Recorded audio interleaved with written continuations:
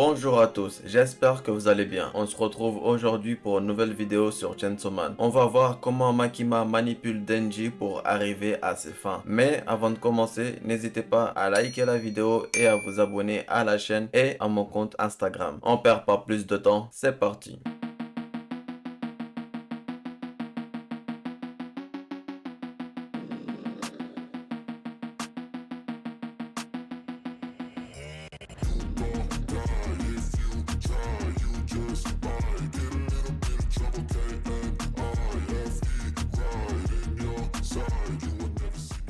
Depuis sa première apparition, on comprend tout de suite le personnage de Makima. En effet, en plus de ses yeux en spirale, rappelant les fameuses spirales noires et blancs tournants qui sont utilisées pour hypnotiser les gens dans les anciens dessins animés, Makima est une manipulatrice de par les choix qu'elle impose aux autres. Comme avec Denji à leur première rencontre depuis l'acceptation de ce dernier de rejoindre les Devil Hunters, Makima n'a pas raté une seule occasion de s'implanter en Denji en profitant de son innocence et de son ignorance pour mieux le contrôler. En effet, comprenant l'intérêt qu'a Denji pour les femmes, ce qui est normal pour son âge, Makima le laisse une certaine liberté pour mieux le contrôler et le complimente en lui disant qu'il est son genre d'homme pour booster sa confiance en lui tout en restant concentré sur Makima et ça marche. Denji y croit totalement et dès le début, comme quand il fait le chien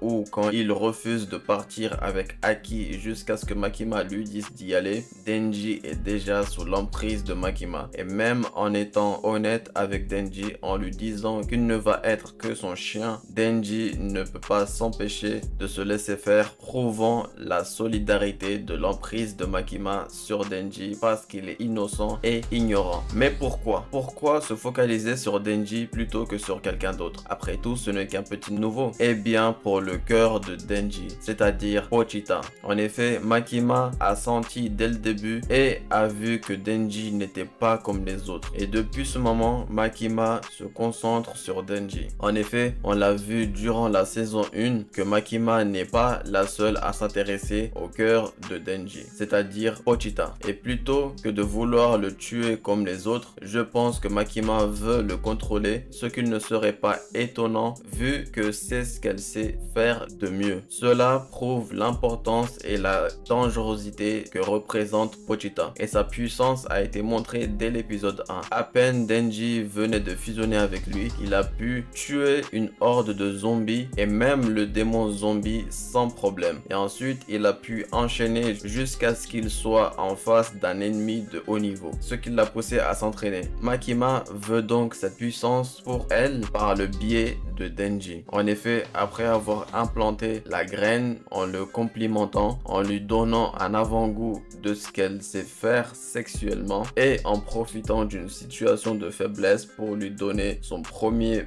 baiser indirect, Makima décide de faire germer cette graine. En effet, malgré avoir dit à Denji qu'il n'aura ce qu'il veut que après avoir tué le démon flingue, Makima décide quand même de lui donner un date gratuitement pour pouvoir être sûr que Denji accomplira sa mission sans poser de questions tout en espérant avoir Makima un jour. C'est ainsi qu'au chapitre 39, Makima propose un rendez-vous à Denji et bien sûr le connaissant, il accepte avec plaisir. Il vient carrément des heures avant tellement il est impatient. Mais ce rendez-vous n'est qu'un piège car il aura lieu au cinéma et nombreux savent que c'est une mauvaise idée pour un premier date car il n'y aura aucune discussion entre les deux, poussant à se connaître sur le plan personnel car ils seront trop occupés à regarder le film. Et la preuve, les seules interactions qu'ils auront seront qu'à propos des films. Makima ne laissera pas l'occasion de parler d'autre chose car elle a donné l'idée d'un marathon de films pour pouvoir l'utiliser comme prétexte pour passer au film suivant pour qu'il n'y ait pas d'autres sujets à part les films. Makima analyse Denji durant toutes les séances de films en ayant pris soin de prendre des films qui chacun procure un sentiment précis comme le rire ou encore la tristesse afin de voir lequel touche Denji pour reproduire ce qu'il fait pour qu'il pense que Makima est comme lui et donc donc se rapprocher encore plus de Denji. En effet, dès le premier film, on nous montre la réaction des gens, ensuite de Denji, puis de Makima. Et cela pour tous les autres films. Denji, après avoir vu la réaction des gens, a la sienne et regarde quelle sera celle de Makima. Et en voyant que Makima a la même réaction que lui, il se sent moins seul. Et pendant les débriefs, Denji est toujours celui qui dit en premier ce qu'il ressent et Makima s'adapte à ce qu'il dit en disant la même chose mais avec plus de forme que Denji, ce qui aux yeux de ce dernier semble intelligent. À chaque fois, Denji se sent seul en regardant le film jusqu'à ce qu'il regarde Makima. Après avoir enchaîné plusieurs films, Denji n'en peut plus, il veut arrêter mais Makima dit qu'il y a eu un film qui a changé sa vie, ce qui tout de suite attise la curiosité de Denji. Il accepte donc. Cette fois-ci, ils sont seuls. Denji est donc plus à l'aise et cette fois-ci, pour la première fois, Denji ressent quelque chose et se met à pleurer à chaudes larmes. Lui-même ne comprend pas pourquoi. Cela met le protagoniste à l'écart de la société car en effet, sur le seul film que personne ne comprend et donc se retrouvant avec une salle vide,